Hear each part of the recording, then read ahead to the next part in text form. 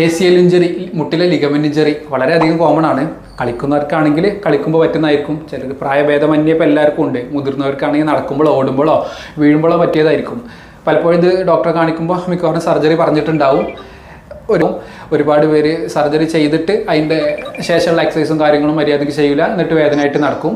അപ്പോൾ നിങ്ങൾ ശ്രദ്ധിക്കേണ്ട കാര്യം, നിങ്ങൾക്ക് സർജറി ചെയ്യാൻ താല്പര്യം ഉണ്ടെങ്കിൽ സർജറി ചെയ്യുക. കറക്റ്റ് അത് കഴിഞ്ഞിട്ടുള്ള ഫോളോ അപ്പ് എക്സസൈസുകൾ 2-3-4 മാസം ഇങ്ങനെ ഓരോ ഗ്രാജുവലായിട്ട് ചെയ്യാനുണ്ടാവും റീഹാബിലിറ്റേഷന്. അത് പ്രോപ്പറായിട്ട് ചെയ്യാൻ റെഡിയാണെങ്കിൽ മാത്രം സർജറി ചെയ്യുക, എന്നാൽ അതിൻ്റെ റിസൾട്ട് കിട്ടുള്ളൂ.